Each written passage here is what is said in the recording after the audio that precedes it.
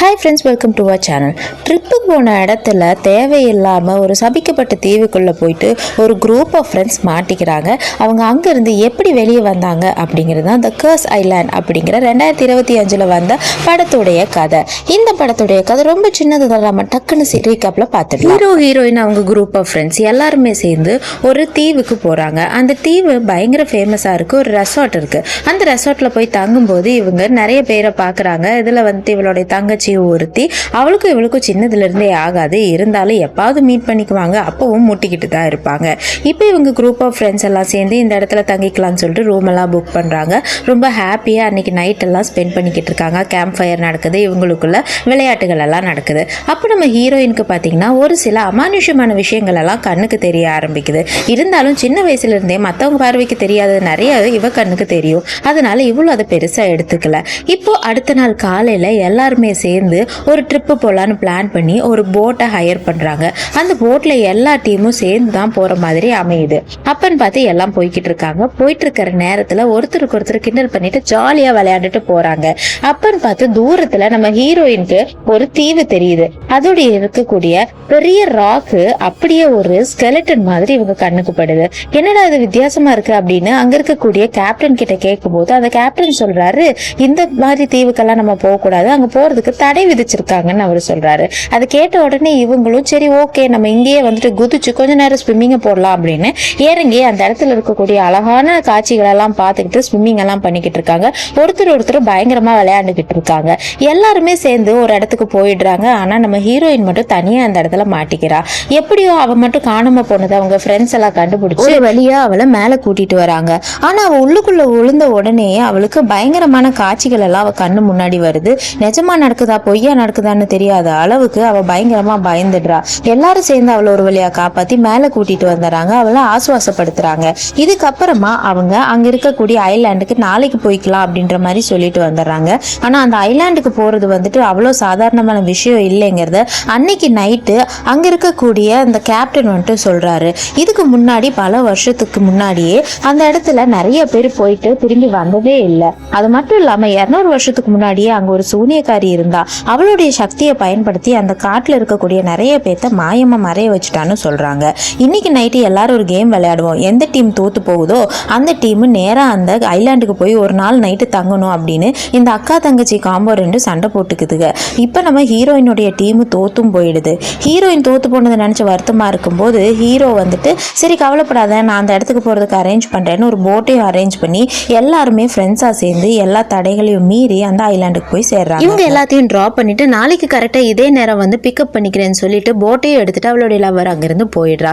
இப்போ இவங்க எல்லாம் அந்த இடத்துல பயங்கர ஜாலியா என்ஜாய் பண்றாங்க. நல்ல வேலை இந்த இடத்துல நிறைய பொருளி இருக்கு, அதனால இங்க நிறைய பேர் வரமாட்டேங்கிறாங்க அப்படின்ட்டு கையை காலை வச்சுட்டு சும்மா இல்லாம இங்க ஒரு பொண்ணு விளாக் எடுத்துக்கிட்டு இருக்கா. இப்போ அங்க ஒரு பறவை இருக்கு. அந்த பறவை உள்ள போன உடனே இவளும் லவரும் அதை தேடி உள்ள ஓடிடுறாங்க. உள்ள போன உடனே ஃப்ரெண்ட்ஸ் எல்லாம் பயந்துக்கிட்டு இவங்களை ஃபாலோ பண்ணிட்டு உள்ள போறாங்க. உள்ள போய் பார்க்கும்போது உள்ளுக்குள்ள ஒரு சபிக்கப்பட்ட கிராமம் மாதிரி ஒரு இடம் இருக்கு. இதை பார்த்த உடனே இவங்களுக்கு பயம் வரல, மாறா இதுக்குள்ள போய் என்னதான் இருக்குன்னு பார்க்கணும்னு ஒவ்வொருத்தரா ஆர்வமா அங்க இருக்கக்கூடிய கட்டெல்லாம் பிரிச்சுக்கிட்டு நேரா உள்ளுக்குள்ள போறாங்க.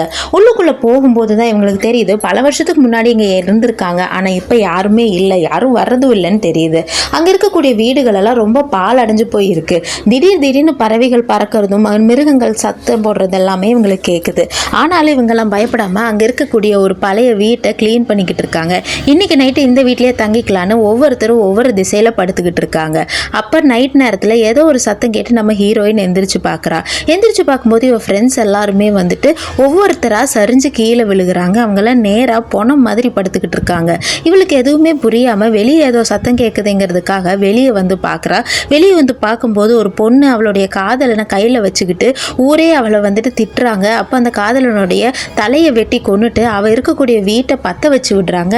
அவளும் உள்ளுக்குள்ள கதறிக்கிட்டு இருக்க மாதிரி எல்லாம் அவளுக்கு கேட்குது. டக்குன்னு முழிச்சு பார்த்தா அது கனவாக இருக்குது. அடுத்த நாள் காலையில் எல்லாரும் அவங்கவுங்க ட்ரெஸ் எல்லாம் பேக் பண்ணிவிட்டு கிளம்புறதுக்காக அந்த கடற்கரையில் வந்து நிற்கிறாங்க. இந்நேரத்துக்கு கரெக்டாக போட்டு வந்திருக்கணும், ஆனால் போட்டு வரவே இல்லை. என்ன ஆயிருக்குன்னு இவங்க யோசிச்சு பார்த்துட்டு கால் பண்ணலான்னு ஃபோன் எடுக்கும்போது அந்த ஃபோனில் வந்துட்டு சுத்தமாக டவரே இல்லை. ஆனால் ஒரு ஃபோட்டோ இருக்குது. அந்த ஃபோட்டோவில் இவங்கெல்லாம் வரிசையாக படுத்துக்கிட்டு இருக்க மாதிரி இருக்குது. அப்போ நைட்டே நான் இந்த ஃபோட்டோவை பார்த்தேன். அப்போ பார்த்தீங்கன்னா நீங்கள் எல்லோரும் இந்த மாதிரி மறிஞ்சு மறிஞ்சு கீழே விழுந்தீங்க. நான் என்னமோ ஏதோன்ட்டு விட்டுட்டேன், சரி டிஸ்டர்ப் பண்ண வேண்டான்னு.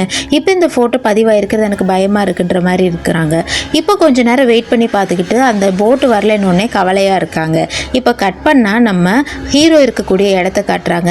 ஆமாம், இந்நேரத்துக்கு நீங்கள் போட் எடுத்துட்டு அங்கே போயிருக்கணுமே அப்படின்ற மாதிரி கேட்கும்போது இல்லை அவங்கக்கிட்டேருந்து கால் வரலன்ற மாதிரி அவன் ரொம்ப கேஷுவலாக சொல்லிக்கிட்டு இருக்கான். இப்போ தான் இந்த ஆளுக்கு இதோட சீரியஸ்னஸ் புரிஞ்சு அந்த கேப்டன் அங்கே இருக்கக்கூடிய எல்லாருக்கும் ஃபோன் பண்ணி சொல்லிக்கிட்டு இருக்கான். இந்நேரத்துக்கு அவங்க வந்திருக்கணும், நீங்கள் இன்னும் வராமல் விளையாண்டுக்கிட்டு இருக்கீங்களா, நைட்டு யாரை கேட்டு அங்கே தங்குனீங்கன்ற மாதிரி சொல்லிட்டு ஒரு வாய்ஸ் மெசேஜ் அனுப்புகிறான். ஆனால் இவங்க கிட்ட தான் டவர் இல்லையே, அந்த வாய்ஸ் மெசேஜ் இவங்க கிட்ட வரவே இல்லை. வேறு வழி இல்லாமல் இருட்டினதுக்கு அப்புறமா நைட்டும் அங்கே தங்க வேண்டிய சூழ்நிலை ஏற்படுது. அந்த குரூப்பில் இருக்கக்கூடிய ஒரு லவ்வர்ஸு 2 பேரும் தனிமையில் டைம் ஸ்பெண்ட் பண்ணலாம்னு நினச்சி இன்டிமெசிக்காக அங்கேருந்து வெளியே வந்துடுறாங்க. காட்டுப்பகுதிக்குள்ளே போய் 2 பேரும் ரொமான்ஸ் பண்ணிக்கிட்டு இருக்காங்க. இவங்களுக்கு எதுவுமே புரிய மாட்டேங்குது. இப்போன்னு பார்த்து ஹீரோயினுக்கு மறுபடியும் முழிப்பு வருது. ஒரு டார்ச் எடுத்துக்கிட்டு வெளியே வந்து பார்க்கும்போது அந்த ஊரில் இருந்த ஜனங்கள்லாம் காட்டுக்குள்ளே தீப்பந்தத்தோட போகிற மாதிரியும் ஒரு விசித்திரமான உருவம் மரத்து மேலே தலைகீழ ஏறுற மாதிரியும் ஒரு சூனியக்காரி இவளை வந்து மிரட்டுற மாதிரியும் எல்லாத்தையும் அடிக்கிற மாதிரியான காட்சிகள் இவ கண்ணு முன்னாடி வருது. இதெல்லாம் பார்த்து இவ மறுபடியும் பயந்துட்டு உள்ளுக்குள்ளேயே போய் எல்லாரும் மேலேயும் விழுந்து அலறிட்டு உள்ளே வந்த சத்தத்தை கேட்டு ஒருத்தன் எந்திரிச்சான். எந்திரிச்சு பார்க்கும்போது 2 ஃப்ரெண்ட்ஸை காணும். எங்கடா போயிருப்பாங்கன்னு யோசிக்கும் போது அவங்க 2 பேரும் ரொம்ப ஹாப்பியாக ரொமான்ஸ் பண்ணிக்கிட்டு இருக்காங்க. எல்லாம் முடிஞ்சதுக்கு அப்புறமா அந்த பையன் எந்திரிச்சு ரெஸ்ட் ரூம் போகலான்னு போகும்போது திடீர்னு காட்டுக்குள்ளே ஏதோ ஒன்று அவனை இழுத்துட்டு போகுது. இந்த பொண்ணு பயந்து அவனை காப்பாற்ற போகாமல் நேராக வந்து இவங்க கிட்டே இந்த மாதிரி நடந்துருச்சு அப்படின்னு சொல்கிறாங்க. இவங்கெல்லாம் தூக்கத்துலேருந்து எந்திரிச்சு நேராக காட்டுக்குள்ளே போய் அந்த பையனை எது இழுத்துட்டு போயிருக்குன்னு பார்க்கறதுக்காக ஒவ்வொரு நூக் அண்ட் கார்னராக தேடிக்கிட்டு இருக்காங்க. தேடும்போது பார்த்தீங்கன்னா ஒரு சிலர் நம்ம திருப்பி ரூமுக்கே போயிடலான்னு சொல்கிறாங்க. ஒரு சிலர் வந்து காட்டுக்குள்ளே போய் அவனை தேடலான்னு பார்க்குறாங்க. அதுக்குள்ளே ஒரு குகைக்குள்ளே அவனை ஒரு உருவம் இழுத்துட்டு போய் படுக்க வச்சு நரபலி கொடுக்குற மாதிரியான ஒரு சூழ்நிலை ஏற்படுது. இப்போ அவன் கையில் இருக்க டார்ச்சர் எடுத்து அங்கே என்ன இருக்குன்னு பார்க்கும்போது ரொம்ப ஒரு உருவம் வந்துட்டு இவன் கண்ணு முன்னாடி வருது. இவன் பயங்கரமாக பயந்துடுறான். டக்குன்னு அந்த நெகத்தில் வச்சு இவன் கழுத்தையே கட் பண்ணிடுது. ராத்திரியெல்லாம் தேடி பார்த்து அவன் கிடைக்காம இவங்கெல்லாம் நேராக அந்த பழைய ஹட்டுக்குள்ளேயே வந்துடுறாங்க. இப்போ அதில் ஒருத்தர் நம்ம இங்கே வந்ததே தப்பு, ஹீரோயின் வந்துட்டு தேவையில்லாமல் சவால் விட்டு நம்ம எப்படி பிரச்சனையில் மாட்டிக்கிட்டோம், இங்கேருந்து எப்படியாவது கிளம்பி போகணும் அப்படின்னு யோசிக்கிறாங்க. என்ன இருக்கோ இல்லையோ எல்லாம் கிளம்புங்க அப்படின்னு சொல்லிட்டு ஒரு வழியாக அவங்க போட்டுக்கிட்ட வந்துடுறாங்க. போட்டையும் பார்த்துடுறாங்க. போட்டை பார்த்த உடனே தான் அவங்களுக்கு உயிரே வருது. எப்படியோ இங்கேருந்து தப்பிச்சிட்டோம்டா சாமி அப்படின்னு நினைக்கிறாங்க. இப்போ டக்குன்னு அந்த போட்டு வெடிச்சு சதறிடுது. இதெல்லாம் பார்த்த உடனே இவங்க ரொம்ப பயந்துடுறாங்க. அந்த ஆள் சொன்ன மாதிரி இது ஏதோ சபிக்கப்பட்ட இடம் தான், நம்ம தெரியாதனமா இங்கே வந்து மாட்டிக்கிட்டோம், இங்கே நம்ம வந்திருக்கவே கூடாதுன்னு எல்லாருமே ஹீரோயினை வந்துட்டு தப்பு சொல்லிக்கிட்டு இருக்காங்க. அப்பா எல்லாரும் சொன்னது உண்மைதான், இந்த இடத்துல ஏதோ சாபம் இருக்குது, இப்போ நம்ம ஃப்ரெண்டும் செத்து போயிட்டா நம்மளாம் இங்கே ஏதாவது சாக போகிறோம் அப்படின்ற மாதிரி யோசிக்கிறாங்க. அப்போன்னு பார்த்து அதில் ஒரு ஃப்ரெண்டு நம்ம அந்த தேவையில்லாமல் கயிறை கட் பண்ணதான் பிரச்சனை, வாங்க திருப்பி போய் அந்த கயிறை கட்டி வச்சிடலாம், இந்த இடம் எப்படி இருந்ததோ அப்படியே வண்ணி வச்சுட்டு வந்துட்டோம்னா நமக்கு பிரச்சனை இல்லாமல் போய்டுன்னு சொல்லிட்டு அதே மாதிரி போய் அந்த கயிறை கட்டி வச்சுட்டு இவங்க தள்ளி விட்ட கல் எல்லாத்தையும் திருப்பி ஓர்சல் பண்ணி எடுத்து வைக்கிறாங்க. அப்போ ஒரு கல்லை வந்துட்டு ஹீரோயின் தொடுறா. அவளுக்கு தான் எல்லாத்தையுமே முன்கூட்டியே யாரும் பார்க்காததையும் பார்க்கக்கூடிய சக்தி இருக்கு இல்லையா. அப்போ வந்துட்டு அவள் அந்த கையை வச்சு அந்த கல்லை தொடும்போது அவளுக்கு வந்துட்டு ஒரு விஷயம் தெரியுது. இந்த கல்லு கீழே என்னமோ இருக்குது, அதை தோண்டி எடுங்கன்னு சொல்கிறா. தோண்டும் போது உள்ளுக்குள்ளே ஒரு மண்டையோடு கிடைக்குது. அந்த மண்டையோட தொட்டு பார்க்கும்போது தான் இவளுக்கு ஒரு விஷயம் தெரியுது. அந்த ஊரில் வந்துட்டு 2 லவர்ஸ் இருந்திருப்பாங்க. அவங்க அப்பா வந்துட்டு அந்த பொண்ணு கூட இந்த பையன் இருக்கிறத பார்த்த உடனே அந்த பையனை அவள் கண்ணு முன்னாடியே கொன்னுடுறாங்க. அவள் எவ்வளவோ கெஞ்சி பார்க்குறா, இருந்தாலும் யாரும் கேட்காம அவனை தள்ளி விடுறாங்க. அந்த தள்ளி விட்ட இடத்துல தான் இப்போ அந்த கல்லே இருந்திருக்கும். அவன் செத்ததுக்கு அப்புறமா அந்த பொண்ணு ரொம்ப கஷ்டப்பட்டு அழுதுகிட்டு அவள் ரொம்ப வருஷமாக அவனுடைய நினைவில் இருந்ததுனால அவள் அங்கே இருக்கக்கூடிய குகைக்குள்ளே போயிட்டு தேவையில்லாத நிறைய மந்திரங்கள் படித்து மந்திரவாதியாகி அங்கே இருக்கக்கூடிய சூனியக்காரியாவே ஆயிட்டா. இப்போ இதெல்லாமே வந்துட்டு அந்த பொண்ணுக்கு தெரியுது. எல்லாத்தையும் அவள் ஃப்ரெண்ட்ஸ் கிட்ட சொல்கிறா.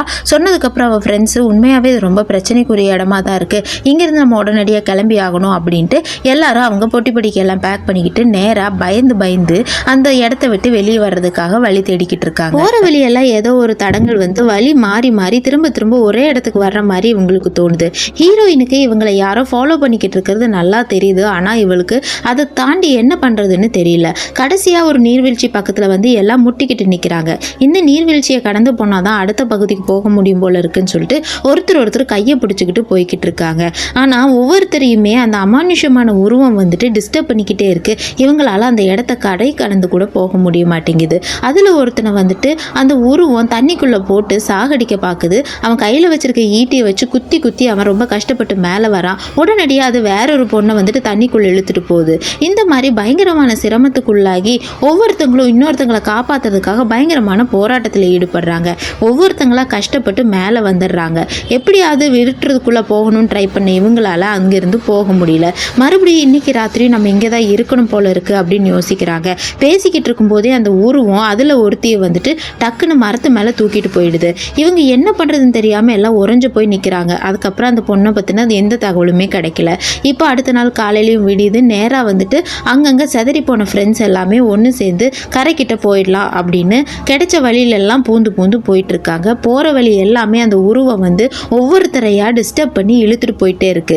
இவனுங்களும் கையில் கிடைச்ச உருவத்தில் எவ்வளோ சண்டை போட முடியுமோ அவ்வளோ சண்டை போடுறாங்க. இருந்தாலும் அது இவங்களை எல்லாத்தையும் லெஃப்ட் ஹேண்டில் ஹேண்டில் பண்ணிடுது. ஹீரோயினுக்கு என்ன பண்ணுறதுன்னு புரியாமல் இருக்கா.